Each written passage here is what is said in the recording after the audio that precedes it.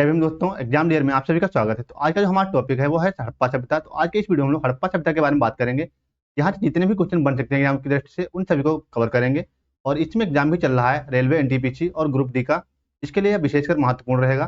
चलिए क्लास को शुरू करते हैं पहले क्वेश्चन से। तो पहला क्वेश्चन है, हड़प्पा सभ्यता का सर्वाधिक मान्यता प्राप्त काल कौन सा है? तो हड़प्पा सभ्यता का जो सर्वाधिक मान्यता प्राप्त काल है वो था 2500 ईसा पूर्व से लेकर के 1750 ईसा पूर्व। हड़प्पा सभ्यता को आदि ऐतिहासिक काल के अंतर्गत रखा जाता है। आदि ऐतिहासिक काल के अंतर्गत रखा जाता है।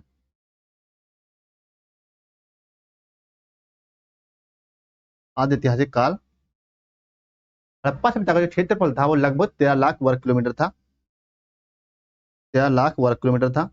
हड़प्पा सभ्यता कितनी दूरी में फैली हुई थी? तो 13 लाख वर्ग किलोमीटर में ये फैली हुई थी।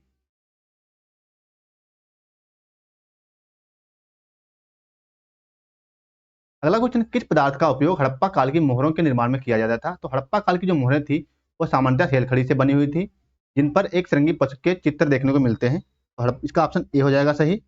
हड़प्पा काल की जो मोहरें थी वो सेलखड़ी से बनी हुई थी, इन पे एक श्रृंगी पशु का चित्र देखने को मिलता है, जिसे गैणा से प्रदर्शित किया गया है, यानी गैणा के रूप में दर्शाया गया है।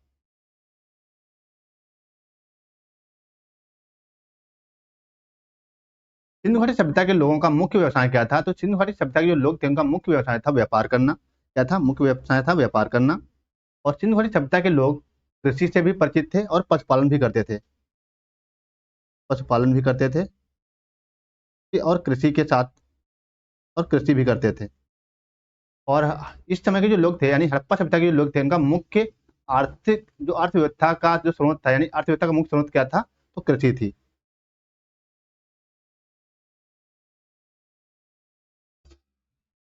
अगला क्वेश्चन, हड़प्पावासी किस वस्तु के उत्पादन में सर्वप्रथम थे? हड़प्पावासी जो थे वो कपास उत्पादन में विश्व में सर्वप्रथम थे और भारत में तो थे ही। तो सबसे ज्यादा किसका उत्पादन करते थे? कपास का उत्पादन करते थे।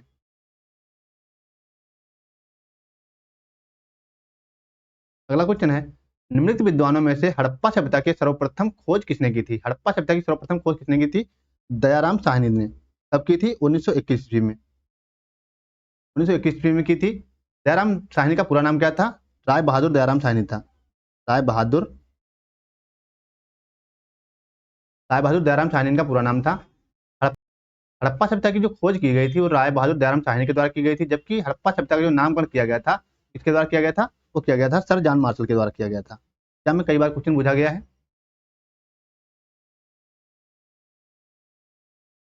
अगला क्वेश्चन है, सिंधु सभ्यता का सर्वाधिक उपयुक्त नाम क्या था? जो सिंधु सभ्यता था इसका सर्वाधिक उपयुक्त जो नाम था वो था हड़प्पा सभ्यता। हड़प्पा सभ्यता का नाम क्यों पड़ा था? तो हड़प्पा सभ्यता नाम का इसलिए पड़ा था, सबसे पहले की जो खुदाई की गई थी वो हड़प्पा नामक स्थान पे की गई थी, इसीलिए इसका जो नाम रखा गया था हड़प्पा रखा गया था, इसीलिए इसका सर्वाधिक मान्यता प्राप्त नाम भी हड़प्पा ही है।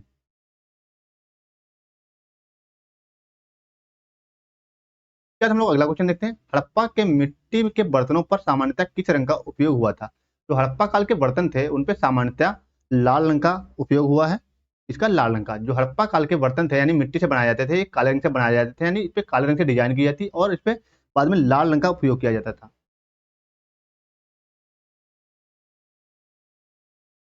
अगला क्वेश्चन है, सिंधु घाटी सभ्यता के लोग विश्वास करते थे, जो यानी सिंधु घाटी सभ्यता के लोग थे वो किस पे विश्वास करते थे? आत्मा, ब्रह्म पे, कर्मकांड में, यज्ञ में। तो इन सब में विश्वास ना करके वो विश्वास करते थे मात्र शक्ति में। इसका ऑप्शन डी सही हो जाएगा।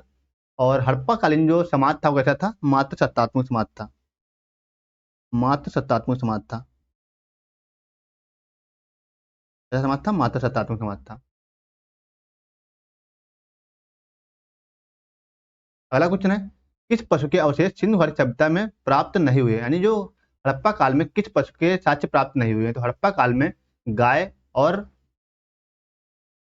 हड़प्पा काल में गाय और शेर के साक्ष्य नहीं प्राप्त हुए हैं, बाकी कुत्ते के साक्ष्य प्राप्त हुए हैं, घोड़े के साक्ष्य प्राप्त हुए हैं। तो यहाँ पे घोड़ा दिया हुआ, घोड़े के साक्ष्य प्राप्त हुए हैं, शेर और गाय के साक्ष्य नहीं प्राप्त हुए। इसका ऑप्शन डी सही हो जाएगा।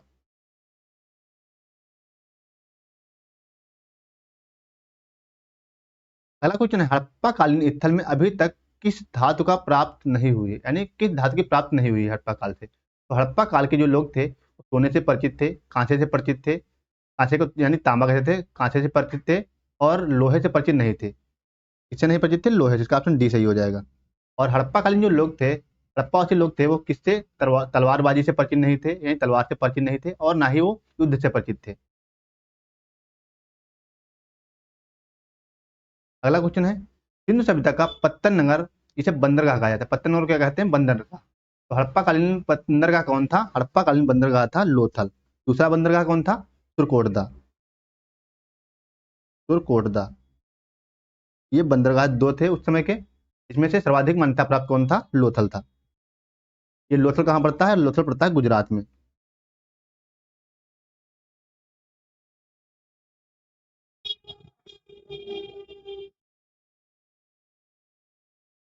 किस हड़प्पा कालीन स्थल से नृत्य मुद्रा वाली स्त्री की कांस्य मूर्ति प्राप्त हुई है?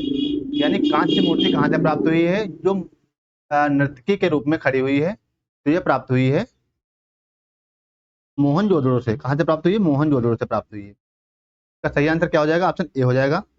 ये दरबी मोम विधि पर आधारित थी। किस पे? दरबी मोम विधि पर आधारित थी। दरबी मोम विधि पर आधारित थी। एग्जाम में कई बार पूछा गया है।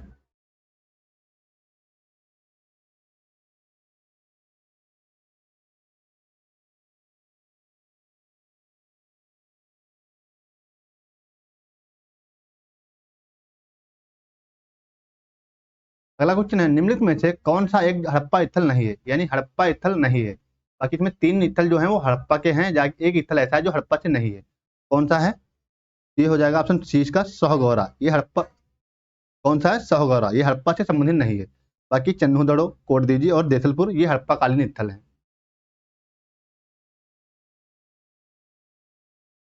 अगला क्वेश्चन है, भारत में चांदी की उपलब्धता के प्राचीनतम साक्ष्य मिलते हैं। यानी चांदी की जो साक्ष्य हैं वो कहाँ से प्राप्त होते हैं? वो हड़प्पा कालीन स्थल से ही प्राप्त होते हैं। कहाँ से? हड़प्पा संस्कृत से प्राप्त होते हैं। ऑप्शन इसका ए सही हो जाएगा।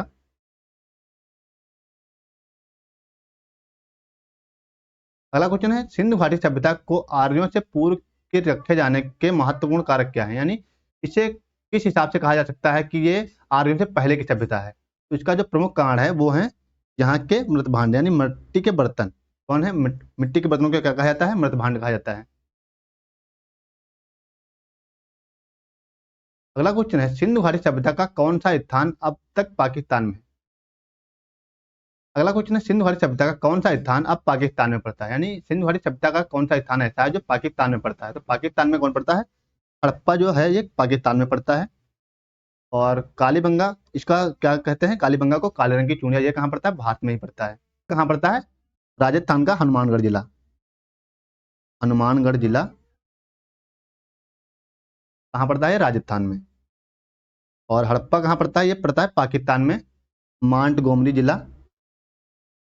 मांट गोमरी जिला पाकिस्तान में पड़ता है। जबकि आलमगीरपुर तो भारत में ही पड़ता है। और लोथल भी कहाँ पड़ता है? लोथल पड़ता है गुजरात में। तो कहाँ पड़ता है? गुजरात में। गुजरात में कहाँ? अहमदाबाद। अहमदाबाद जिला। अहमदाबाद जिला गुजरात में पड़ता है। लोथल एक बंदरगाह भी था।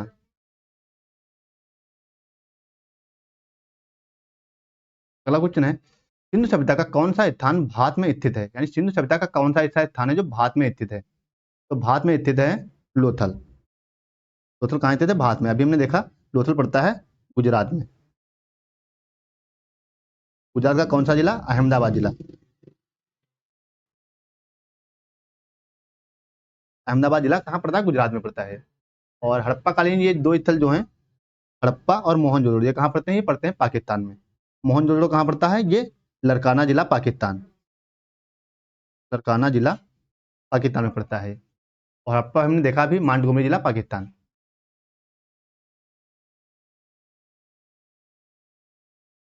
अगला क्वेश्चन है, किस पशु के अवशेष सिंधु घाटी सभ्यता में प्राप्त नहीं हुए हैं? यानी किस पशु के साक्ष्य हड़प्पा काल में नहीं प्राप्त हुए हैं, हड़प्पा सभ्यता में नहीं प्राप्त हुए हैं?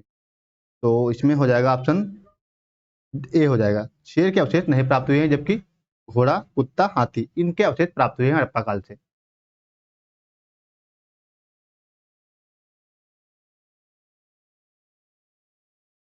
अगला क्वेश्चन है, वस्त्रों के लिए कपास की खेती का आरंभ सबसे पहले किया गया था। यानी वस्त्रों के लिए जो कपास की खेती का सबसे पहले उपयोग कहाँ किया गया था? तो यह किया गया था हड़प्पा के लोगों के द्वारा, यानी हड़प्पा वासी जो थे उनके द्वारा किया गया था। कहाँ किया गया था? भारत में किया गया था।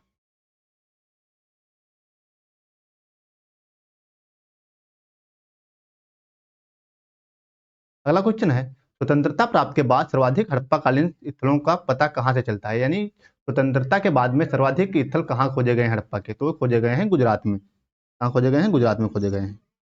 गुजरात कहाँ पड़ता है? अहमदाबाद में सर्वाधिक स्थल खोजे गए हैं गुजरात में, जो लगभग 100 प्लस हैं।